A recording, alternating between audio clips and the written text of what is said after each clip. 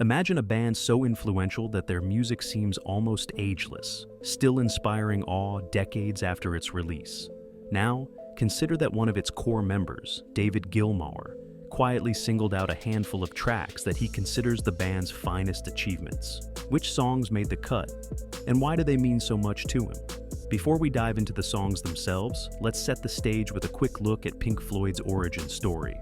A saga that begins in mid-1960s London and evolves into one of rock's most celebrated and sometimes scandalized careers. The rise of Pink Floyd. Foundations and frictions. Pink Floyd's roots go back to 1965, with Syd Barrett, Roger Waters, Nick Mason, and Richard Wright exploring a then-new wave of experimental sounds. They started off as a somewhat ordinary band performing in the bustling London underground scene, but their peculiar fusion of psychedelic textures, conceptual lyrics, and striking live visuals quickly set them apart. Syd Barrett was the original visionary, an eccentric genius who shaped the band's early sonic identity. Under his leadership, Pink Floyd produced initial hits that captured the quirkiness of the late 1960s. Yet beneath that shimmering creativity, Barrett's personal struggles with mental health and rumored heavy LSD use cast a dark shadow. Before long, his deteriorating condition made it impossible for him to continue. The rest of the band had to make a painful decision: keep Syd on board at the cost of the group's survival, or move forward without him. In 1967, they invited David Gilmour into the fold. He wasn't an instant replacement, but rather a fifth member at first, brought in to back up Barrett on guitar. As Barrett's issues became unmanageable, the torch effectively passed to Gilmour, who brought a different style of guitar work, a distinct voice, and a sense of melodic refinement that helped the band evolve beyond their early psychedelic jams. Gilmour's arrival sparked a transformative era. With the synergy of Gilmour's emotive playing, Waters' conceptual lyricism, Wright's atmospheric keyboards, and Mason's subtle yet forceful drumming, Pink Floyd gradually shaped an entirely new brand of progressive rock. Albums like Metal, The Dark Side of the Moon, Wish You Were Here, and Animals emerged from intense studio sessions that were often fraught with creative clashes and rising egos. By the time the 1970s rolled around, Pink Floyd was immensely successful, yet the band's internal dynamics had grown complicated. Roger Waters, especially, was becoming a more dominant force. Both he and Gilmour had strong opinions on songwriting, musical direction, and overall leadership. These tensions laid the groundwork for future rifts that would eventually lead to lawsuits over the Pink Floyd name and subsequent public spats. But what do these band politics have to do with Gilmour's favorite tracks? As you'll see, each selection he's praised has its own backstory of collaboration, conflict, and sometimes heartbreak. And these stories weave together into the grand tapestry that is Pink Floyd's legacy. Yet there's more than just band drama here. The music itself stands as an artful reflection of the members' emotional states, personal journeys, and philosophical outlooks. Gilmour's picks spotlight turning points in the Pink Floyd timeline, moments when the band captured pure creative lightning, even if it came at a heavy personal cost. So, let's begin with the first track Gilmour holds close to his heart, an epic that started as a tribute to a friend they lost along the way, but who never truly disappeared from their thoughts. Shine On You Crazy Diamond. A haunting farewell. When people discuss Pink Floyd's discography, Shine On You Crazy Diamond often emerges as the most poignant example of the group's sensitivity and introspection. Written as an homage to the band's lost friend and original mastermind, Syd Barrett, this track overflows with nostalgia, sorrow, and profound respect. According to Gilmour, the opening guitar notes, those four mournful, resonating tones, were the spark that ignited the entire composition. He once recalled how Roger Waters became captivated by that simple, haunting riff during rehearsal. Roger was very taken with that emotional little cry, and it all started coming together from that. From that seed, the band built a sprawling, multi-part suite that encapsulates the tragedy and genius of Barrett's presence. The song begins with a delicate guitar melody that gently guides listeners into a dreamlike state, soon swelling into a grand, almost symphonic rock piece. Gilmour's guitar resonates as if it's weeping for Barrett's absence, while the lyrics remember him as both a radiant star and a fragile soul overwhelmed by the pressures of fame and his own deteriorating mind. Beyond the personal angle, Shine On You Crazy Diamond marked a creative turning point. By the time Pink Floyd worked on the album Wish You Were Here, the entire group was grappling with the isolation brought by global superstardom. They were also still reeling from the loss of Barrett, who had once been the band's most visionary spark. Gilmour's guitar tone captures a longing that can't easily be put into words, a sense of reaching out to someone who's physically close yet mentally distant. Fans and critics often describe the track as an emotional journey, beginning in an ethereal hush and evolving into a cosmic lament. For Gilmour, it's more than just a grand rock opus. It's a deeply personal statement, infused with real memories of the band's earliest days and the sorrow of losing a close friend to something nobody fully understood. But why does Gilmour consider this track a favorite after so many decades? Because every time he plays or hears it, he's reminded of that raw, honest emotion the band poured into it. It remains a testament to Barrett's influence, proving that even someone who left the stage could continue to inspire from the wings. Yet the band wasn't finished paying tribute to Syd Barrett. Another track on the same album delivered just as much emotional impact, if not more. Bought a 12-string guitar off a guy I know. I think I'd recently bought it off him. And I was strumming it in the control room of number 3 at Abbey Road. And that just sort of started coming out, that riff. And a bit like the beginning of Shine On with those 4 notes. You know, I started mildly obsessing with this riff that was slowly developing. And again, people's ears, Roger's ears pricked up, and he said, what's that? Where's that come from? And I had a terrible habit of playing bits of songs by other people that were good. And Roger would say, yeah, that's great, let's use that. And I said, can't. This belongs to someone else. Wish You Were Here, the song that captures what was lost. Wish You Were Here has become a ubiquitous anthem, often heard at gatherings, in films, and on countless acoustic covers by aspiring musicians. But few realize just how spontaneously it first took shape. While recording at Abbey Road Studios, David Gilmour was strumming a newly purchased 12-string guitar in the control room when a captivating riff emerged. Waters noticed immediately, nervous but curious, because Gilmour had a habit of playing other people's songs. Roger's ears pricked up and he said, "What's that? Where's that from?" almost afraid it was from another musician. In that offhand moment, the iconic opening chords were born, eventually blossoming into a melancholic tribute to absent friends, specifically Barrett. The lyrics question the nature of authenticity and the bitter realities of the music industry. But at its core, this piece addresses a shared longing for someone who was once a crucial part of Pink Floyd's spirit. Gilmour's use of the pedal steel guitar, weaving a wistful melody through the track, adds a layer of raw simplicity. Meanwhile, the entire band coalesces around Waters' heartfelt lyrics, epitomizing an era when Pink Floyd balanced artistic intuition with genuine sentiment. For many fans, the track goes beyond just missing Syd Barrett. It resonates with anyone who has lost a cherished bond or faced a sudden life change that leaves them feeling incomplete. Yet, there's a subtle irony. Wish You Were Here is well loved by fans, but it was created during a period of growing tension among the band members. The music industry's demands, the shock of monumental success following The Dark Side of the Moon, and the creeping sense of alienation all fueled the emotional undercurrent. The band yearned for the innocence they had lost while chasing stardom. For Gilmour, this is one of Pink Floyd's crowning achievements, a testament to how a moment of improvisation can birth an enduring classic. He's often spoken about the pure sincerity in the song's DNA, a quality that keeps it relevant. Even today, lines like, "We're just two lost souls swimming in a fishbowl," echo in stadiums worldwide, uniting fans across generations. But that universal appeal only scratches the surface of what Pink Floyd would accomplish in the years that followed. Gilmour's next favorite is arguably their most recognizable track, featuring a guitar solo that's been called one of the greatest in rock history. Comfortably Numb, a solo for the ages. When people talk about Pink Floyd's The Wall, they often mention Comfortably Numb as the song that embodies the entire album's emotional range. It's a track that channels isolation, disillusionment, and a desperate need to connect, all woven into a cinematic rock production.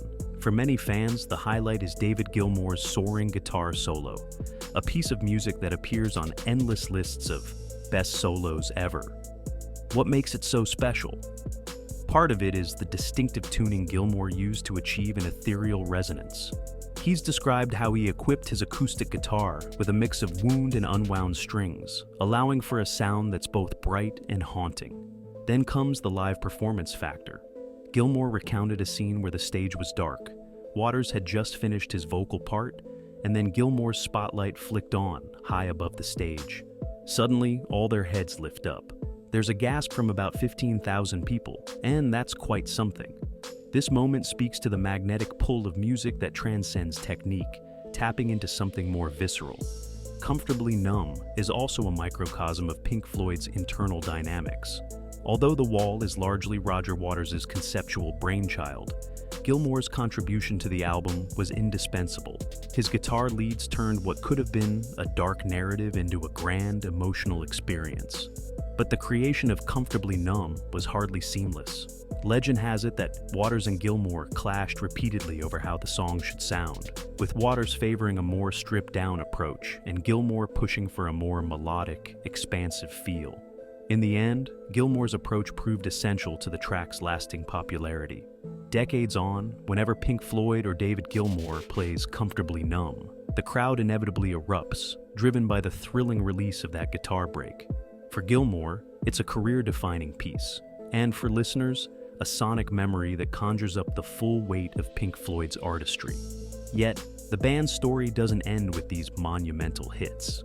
Another track Gilmour deeply cherishes is one the group can never again perform in its original form, all because of a profound loss that changed Pink Floyd forever. This is the one which they wrote the music for Comfortably Numb, which is a particular tuning.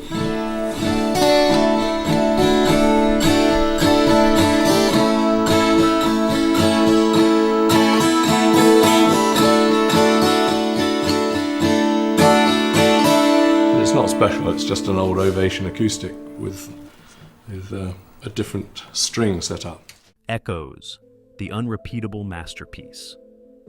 Before The Dark Side of the Moon catapulted Pink Floyd to global stardom, they experimented with longer tracks that fused avant-garde soundscapes, improvisational passages, and conceptual unity.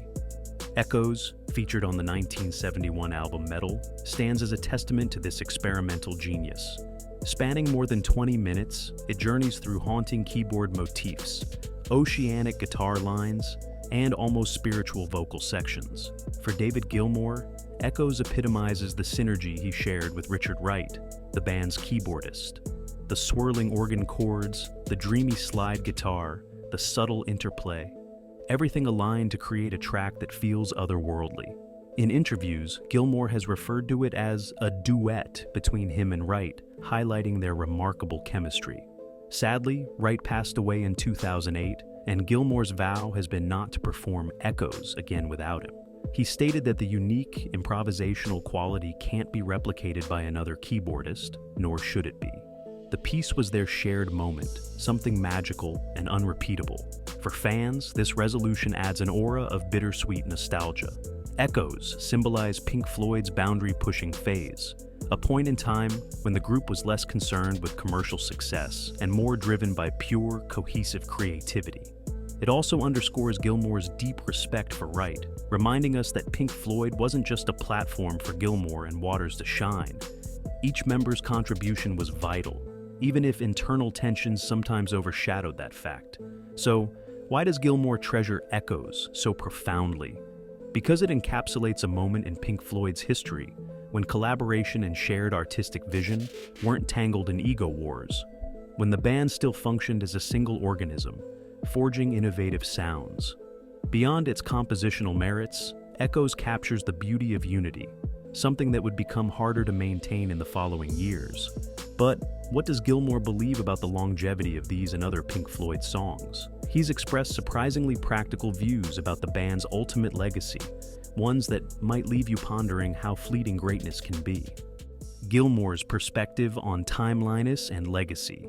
With monumental albums and chart-topping hits under his belt, you might assume David Gilmour dwells on Pink Floyd's position in rock history.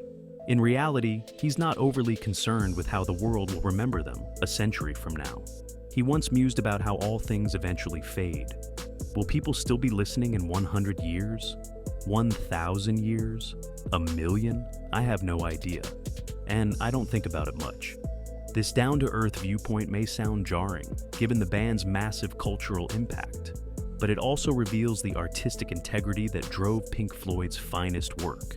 Gilmour repeatedly emphasizes making music that satisfies him personally, rather than pandering to expectations. This individualistic approach resonates in each track he's highlighted, songs that exemplify the band's dedication to pushing boundaries without losing emotional resonance. Pink Floyd's ongoing appeal is undeniable. New fans discover the dark side of the moon every day, and tracks like Wish You Were Here are still played on mainstream radio. Yet, Gilmour remains impressively modest about whether these songs will endure as timeless artifacts or be swept away by history's current. One thing is certain though, as long as people keep pressing play, Shine On You Crazy Diamond, Wish You Were Here, Comfortably Numb, and Echoes will echo across concert venues and streaming platforms for years to come. And what about the controversies and rumors that swirl around Pink Floyd, like the frictions between Waters and Gilmour, or the legal battles over the band's name? Gilmour's picks underscore how Pink Floyd was never just about one person's vision. The best songs emerge from a tension of ideas, a marriage of minds that could be both fruitful and fiery. But is that the entire story? There's still an enormous amount of lore surrounding Pink Floyd, some real, some exaggerated, that continues to captivate fans. Knowing which songs Gilmour treasures offers a clue to what matters most to him: authenticity, emotional depth, and a connection that transcends mere spectacle. Strung it up with all unwound strings. Put 6 unwound strings on, and the top 2 strings were normal. The next 3 strings were an octave high, and the bottom string was 2 octaves high. And I started strumming chords with that guitar, and found that you could be very lazy. If you have an open acoustic guitar and you strum a D chord on it, you can't hit the bottom string because it's an E, a big, loud, open, low E. But if you do that on this high-strung version, it just sounds great. It's got a 9th note pinging away in it, it felt like the more fingers I took off this thing, the better the chords started sounding. A closer. Look at controversy, creative clashes, and enduring rumors. Pink Floyd's journey was not without turbulence. As the 1970s wound down, Roger Waters steered the band into darker thematic territory, culminating in The Wall, a massive project that ironically built walls within the group itself. Clashes over songwriting credits, finances, and artistic direction eroded any remaining sense of harmony. By the early 1980s, relationships were so strained that it wasn't long before Waters departed, claiming Pink Floyd couldn't go on without him. Legal accusations surfaced when Waters tried to assert that the band's name and brand should be retired. Gilmour and Mason pressed on, releasing albums like A Momentary Lapse of Reason and The Division Bell. While these records still sold remarkably well, fans argued over whether they had the same soul that characterized the classic Floyd lineup. Some labeled them Pink Fraud, believing the band was incomplete without Waters' conceptual brilliance. Yet, Gilmour persisted, often citing the loyal fans who supported Pink Floyd's new formation. For him, the essence of the band wasn't purely about who got credit for the lyrics or who devised each concept. It was about crafting evocative, enduring music. Over time, occasional live reunions, for instance at the 2005 Live 8 concert, offered glimpses of reconciliation. But the personal differences never fully healed. Even so, Pink Floyd's controversial aura only heightened the mystique. Rumors circulated about everything from the band's supposed affiliations to secret messages hidden in albums. Some fans even believed that you could sync The Dark Side of the Moon to The Wizard of Oz. Pink Floyd rarely bothered to confirm or deny the wilder claims, letting the legend grow on its own. In interviews, Gilmour often sidesteps the tabloid-like questions, focusing on the music's emotional reach instead. His favorite songs reflect that priority. He isn't into stoking drama for the sake of publicity. He wants the tracks themselves to stand as the final word. That's why these picks, from Shine On You Crazy Diamond to Echoes, remain profoundly important to him. They capture Pink Floyd's sincerest moments, untainted by the chaos that sometimes overshadowed the band's reputation. But beyond the controversies, what truly matters to fans and casual listeners alike is the power of the music. And Gilmour's selected favorites illustrate precisely that emotional core. Why these songs endure. A universal connection. One question always hovers around Pink Floyd's discography. How have these songs stayed relevant for so long? Part of the answer lies in their willingness to address universal themes: loss, alienation, the fragility of genius, and the search for meaning in a vast, chaotic world. Whether you relate more to the disillusionment in Comfortably Numb, the longing in Wish You Were Here, or the tribute in Shine On You Crazy Diamond, there's something personal and timeless embedded in each piece. Gilmour's guitar style also plays a critical role. Rather than dazzling with speed, he opts for a measured, soulful approach. Every note seems to speak, lingering in a way that resonates with the human experience. That's why, even now, new generations stumble upon Pink Floyd and find themselves enthralled. And we can't discount the impact of the band's larger mythology. The story of Syd Barrett's downfall casts a shadow of tragedy, while Roger Waters' confrontational personality and Gilmour's quieter but steadfast presence make for a compelling dynamic. Pink Floyd is more than a band. It's a narrative tapestry of friendship, betrayal, mental health struggles, and transcendent creativity. When you realize that Gilmour's favorites revolve around these core stories, Syd's departure, the band's fleeting sense of unity, and their epic statements on human consciousness, you begin to see how Pink Floyd's journey is woven into each track. It's no accident that these songs still headline rock radio stations and top greatest ever lists. But what does it all mean for the fans? It suggests that Pink Floyd's music endures not simply because of star power or marketing, but because it speaks to something unspoken within us all, something emotional and hard to articulate.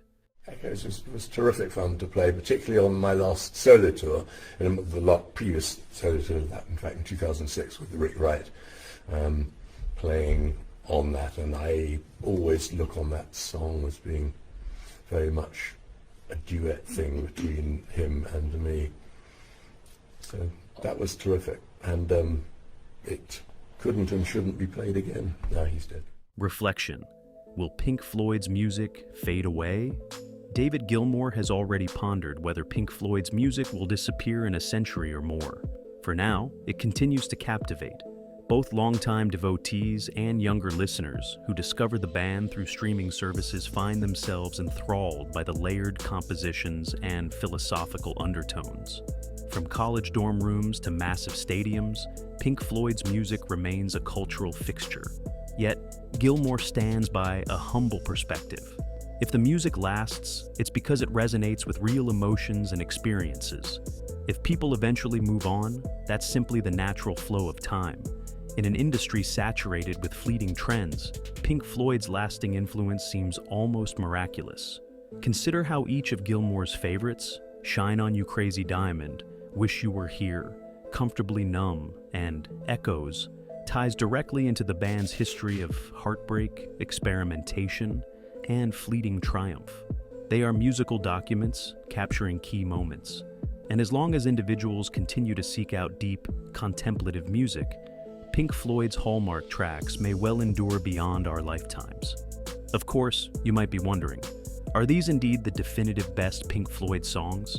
Gilmour's opinion carries weight, but the band's catalog spans 15 studio albums, countless live recordings, and a near infinite amount of interpretive covers. Each fan resonates differently. Some might cite Time, Us and Them, Dogs, or lesser-known gems like Marooned. Yet there's no denying that Gilmour's choices hold a special place, not just in Pink Floyd's story, but in rock history as a whole. Conclusion: what's your Pink Floyd favorite? So there you have it, David Gilmour's top Pink Floyd songs. Tracks that encapsulate the band's spirit, from the tragic reflective tributes to Syd Barrett, to the monumental stage-rattling solos that have forever marked rock's evolution. They're windows into Gilmour's own soul, revealing the emotional bedrock upon which much of Pink Floyd's legacy rests. But Pink Floyd's story is never truly finished. Even now, discussions flare up around Gilmour's and Waters' differing legacies, the significance of each album, and how the band's music continues to influence modern artists. Shine On You Crazy Diamond, Wish You Were Here, Comfortably Numb, and Echoes might be cornerstones, but every listener finds their own personal highlights, songs that mirror their own emotions and experiences. So, what do you think? Does Gilmour's list resonate with you? Or do you have your own Pink Floyd favorites that overshadow these classics? After all, part of the magic lies in the personal connections we form with the music. Feel free to share your thoughts below. Which Pink Floyd track speaks to you the loudest, and why? Let's keep the conversation going, because as Gilmour himself has suggested, it's in these dialogues and shared appreciations that Pink Floyd's legacy truly lives on.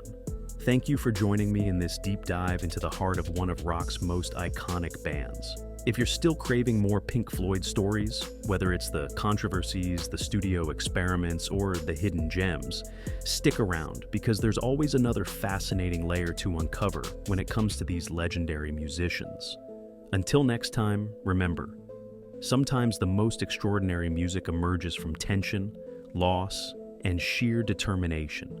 And if Pink Floyd's journey proves anything, it's that heart, honesty, and a dash of daring can shape songs that transcend generations.